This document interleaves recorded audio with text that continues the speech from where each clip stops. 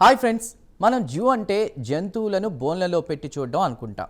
కానీ మన ప్రపంచ చరిత్రలో ఒక చీకటి అధ్యాయం ఉంది. అదే హ్యూమన్ జూ. అంటే మనుషులను అడవుల నుంచి పట్టుకొచ్చి బోన్లలో బంధించి నాగరిక ప్రపంచానికి వింత జీవుల్లా ప్రదర్శించడం. వినడానికి ఒళ్ళు గగ్గురు పొడిచే ఈ దారుణం ఏదో వేల ఏళ్ల క్రితం జరిగింది కాదు. కేవలం 100 ఏళ్ల క్రితం వరకు కూడా అమెరికా, యూరప్ వంటి అభివృద్ధి చెందిన దేశాల్లో బహిరంగంగా జరిగింది. అసలు మనుషులను జంతువుల్లా ఎందుకు చూశారు?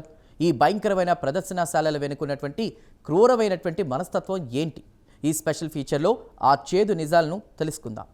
ఫ్రెండ్స్, 19వ శతాబ్దం చివరిలో 20వ శతాబ్దం మొదట్లో అంటే మన తాతల కాలంలో యూరప్లోని ప్రధాన నగరాల్లో ఈ హ్యూమన్ జూలు విపరీతంగా ఉండేవి. ముఖ్యంగా ఆఫ్రికా, ఫిలిప్పీన్స్, అమెరికాలోని ఆదివాసీ తెగలకు చెందినటువంటి మనుషులను బలవంతంగా పట్టుకొచ్చి ప్రదర్శనకు పెట్టేవారు.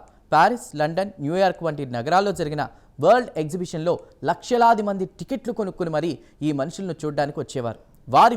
వారిని తమ సొంత సంస్కృతిలో అంటే అడవిలో ఉన్నట్లే బట్టలు లేకుండా ఉండమని ఒత్తిడి చేసేవారు.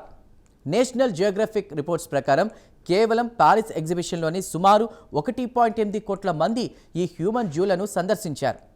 ఈ చీకటి చరిత్రలో అత్యంత విషాదకరమైన కథ ఓటా బెంగా అనేటువంటి యువకుడిది. 1906లో న్యూయార్క్లోని బ్రాంక్స్ జూలో అతన్ని చింపాంజీలతో కలిపి ఒకే బోన్లో బంధించారు. అతను మనిషి కాదని, పరిణామ క్రమంలో వెనుకబడిన ఒక వింత జీవి అని జనం హేళన చేసేవారు. జనం అతనికి తిండి పెట్టేటప్పుడు జంతువులకు వేసినట్లు విసిరేసేవారు. చివరికి జనం ఒత్తిడితో అతన్ని విడుదల చేసినా ఆ అవమానాన్ని తట్టుకోలేక ఓటా బెంగా ఆత్మహత్య చేసుకున్నాడు. మనిషి మేధస్సు ఆకాశానికి నిచ్చెనలు వేస్తున్నటువంటి ఈ కాలంలోనే తోటి మనిషిని జంతువులా చూడడం అనేది నాగరికతకే ఒక మాయని మచ్చ. మరి ఇది ఎప్పుడు ఆగింది? మీరు నమ్మరు, కానీ 1958 వరకు అంటే బెల్జియంలో జరిగిన బ్రజిల్స్ వరల్డ్ ఫెయిర్ వరకు కూడా ఈ హ్యూమన్ జూలు కొనసాగాయి.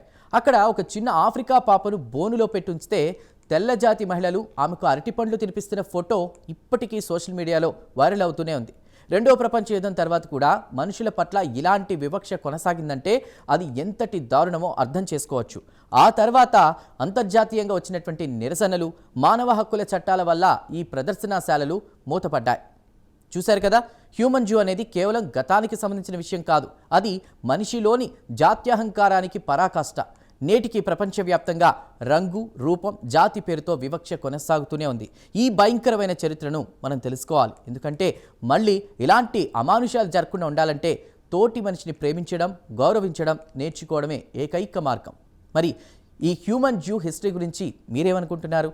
నాగరిక ప్రపంచం చేసిన ఈ అతిపెద్ద తప్పుపై మీ స్పందన ఏంటి? కామెంట్స్లో చెప్పండి. వీడియో నచ్చితే లైక్ చేయండి, షేర్ చేయండి.